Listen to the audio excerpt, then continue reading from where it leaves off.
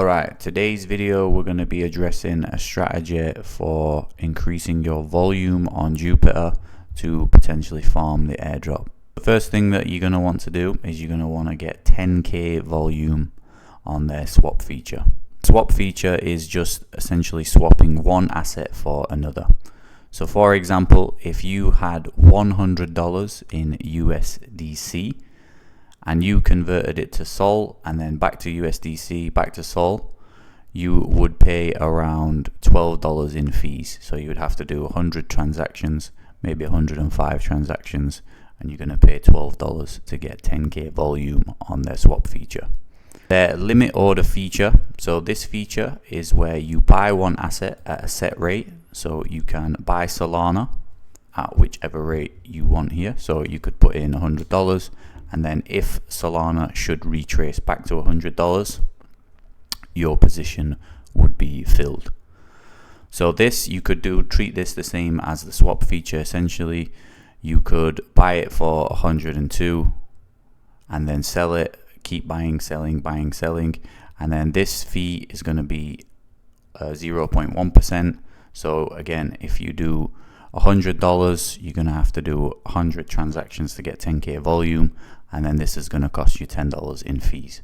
So you're going to pay $10 in fees to get 10k volume on the swap feature. You're going to pay $10 for the limit order as well.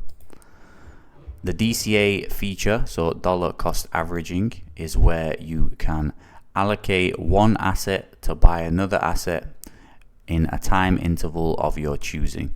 So if you wanted to allocate USDC to buy Solana, and you could choose a time period, so you could buy some Solana with USDC at the amount that you want to choose, and then you could choose the amount of days you want to do it. So if you put in one transaction every day and you put 10 orders, that means for 10 days you are going to DCA this position. So for getting 10k volume here, you're going to have to DCA 10k backwards and forwards. So for example, if you allocated 100 USDC to Solana for 10 days, then you could allocate Sol for USDC for 10 days, and then vice versa until you get the 10k volume.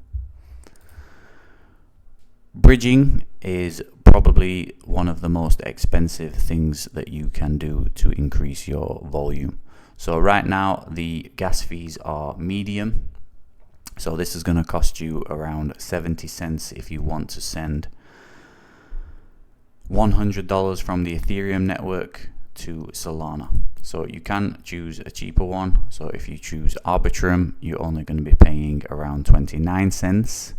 But if you do this 100 times, this is going to be $29. But just to mention about this bridge only bridges to Solana. So you can't actually bridge from Solana to another network. So you're going to have to use another bridge to transfer from Solana back to Arbitrum, then from Arbitrum back to Solana. So in total, this is going to cost you around $70 to transfer to the network and then from the network to get your 10k volume.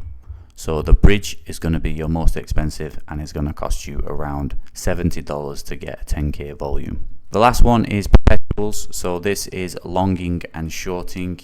So you can only long and short 3 pairings here. You can long and short Solana versus the dollar, Ethereum versus the dollar, and wrapped Bitcoin versus the dollar. So basically what that means is you are going to be placing a bet that either Solana goes up or down. And this leverage icon here, okay, you can put 100 times leverage, sorry. If you put 100x leverage on, that means if Solana goes down 1% and you go long, your complete position is liquidated. So for example, if you put 2x, that means if your position goes down 50%, then you would be liquidated. The best strategy here is just to either avoid it altogether if you're not an experienced trader, or just use 1.1x leverage and then try and exit your trades at a small profit or break even after fees. So there you go guys, that's just a quick guide on how to build up volume for Jupiter to potentially mine their airdrop in the near future. Have a good one guys, I'll see you in the next one.